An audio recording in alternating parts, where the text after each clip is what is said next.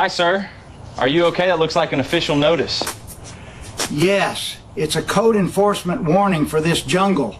Put that paper away, sir. I'll clean it up free. I can't afford a crew. I felt completely trapped here. You are not trapped anymore.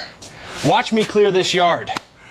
God bless your kind heart, young man. I was driving through a quiet neighborhood this morning when I noticed a small, one-story house that was completely buried in weeds.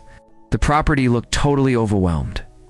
Tall green grass, wild brush, and messy vines were growing right up against the sides of the house and completely covering the front concrete porch. Along the old wooden fence on the side of the yard, the grass had grown so high that it completely blocked the walking path, making the whole place look like a total jungle. As I parked my truck and walked up toward the concrete porch, I saw an elderly man standing near the front door. His name was Mr. Ronnie, and he was an 89-year-old veteran who lived completely by himself. He looked very fragile, standing unsteadily and leaning both of his hands heavily on a rough wooden walking cane just to keep his balance. He was wearing a coral pink t-shirt with a big American flag printed right on the front, light blue jeans, and dark shoes.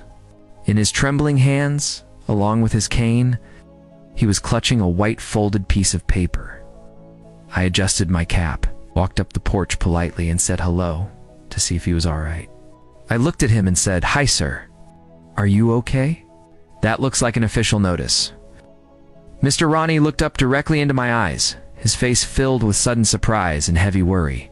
He held up the white paper with a shaking hand and said anxiously, "Yes, it's a code enforcement warning for this jungle." I immediately saw the official city stamp on the paper. A code enforcement officer had gone by earlier and given him a massive city violation notice because his grass was way over the legal limit. The city was giving him just a few days to clean up the entire property. They were going to start fining him $250 for every single day. The yard stayed messy. For an 89-year-old on a fixed income, that kind of money is a total nightmare. I looked at his messy yard, then looked back at him and said, "Put that paper away, sir. I'll clean it up free." Hearing the word free made Mr. Ronnie look completely shocked. He stared at my red short-sleeved t-shirt in total disbelief.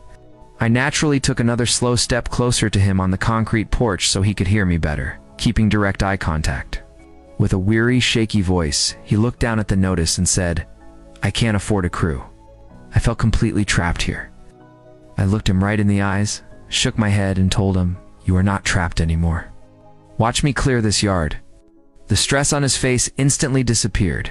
His eyes got a little wet, and he whispered,